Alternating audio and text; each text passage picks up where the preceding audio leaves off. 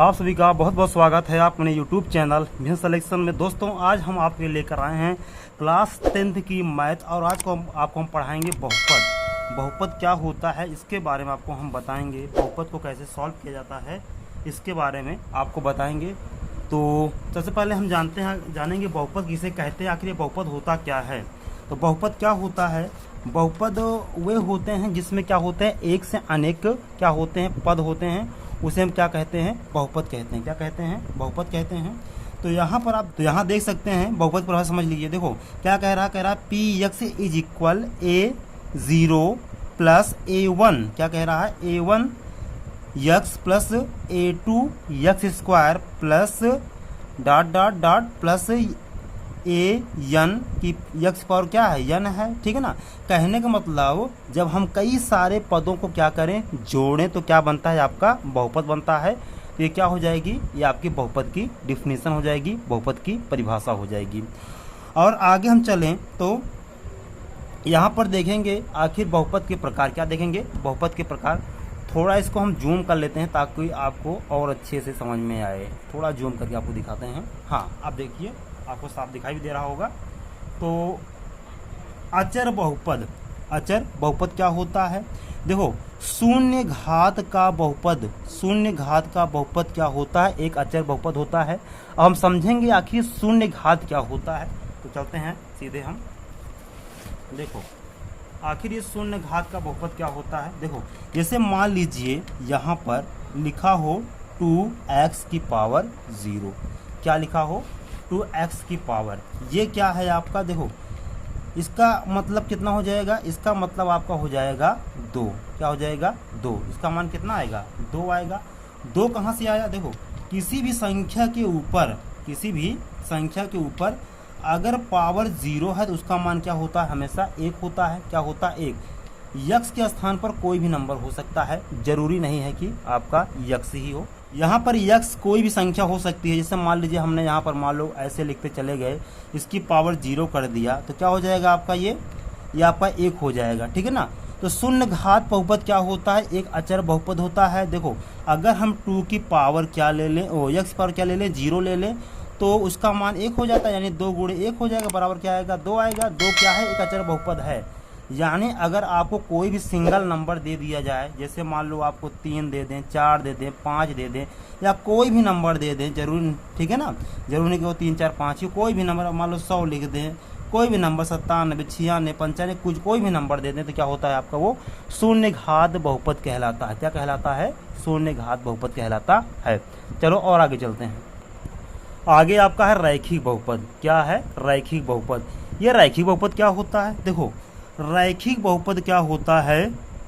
अच्छा, रैखिक बहुपद के पहले आपका शून्य बहुपद है, और शून्य बहुपद का मतलब क्या होता है, शून्य बहुपद का मतलब होता है आपका वहाँ पर क्या हो, 0 हो, यानी x की वैल्यू क्या हो, 0 हो। यहाँ पर देखो यदि विशेष अचर मान 0 वाला एक क्या होता है, अचर बहुपद है। ठीक है ना।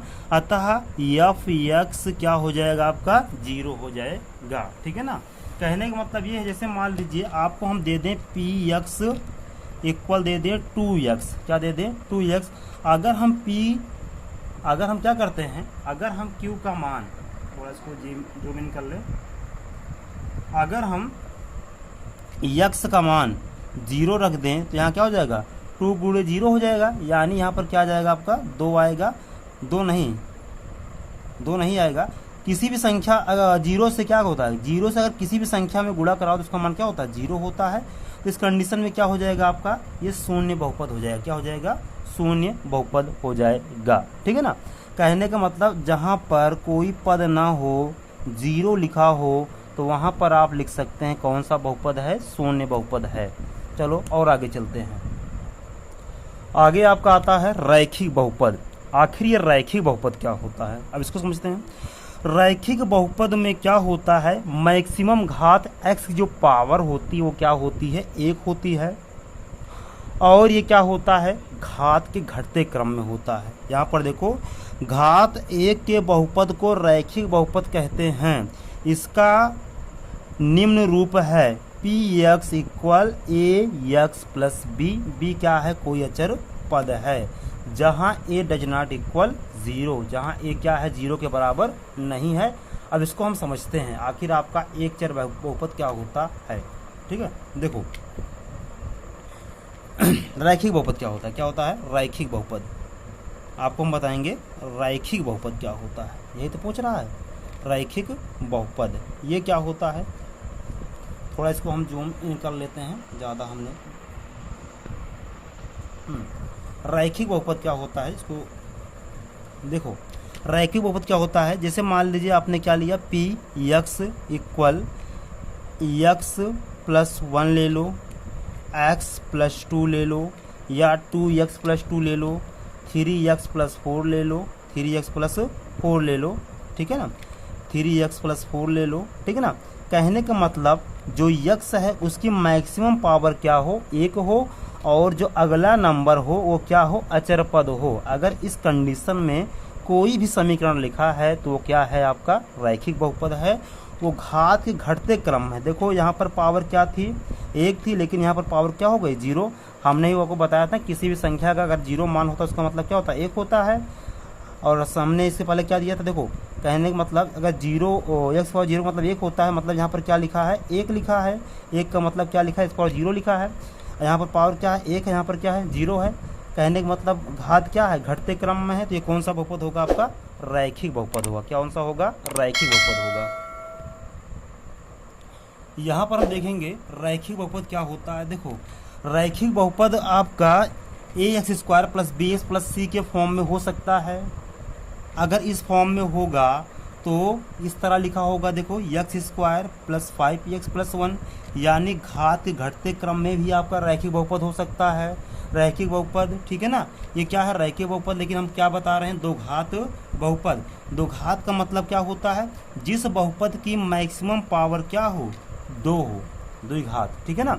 जिस बहुपद की मैक्सिमम पावर क्या हो, 2 है, 2 हो तो क्या होता है, आपका रैखिक बहुपद होता है। क्या होता है, रैखिक बहुपद।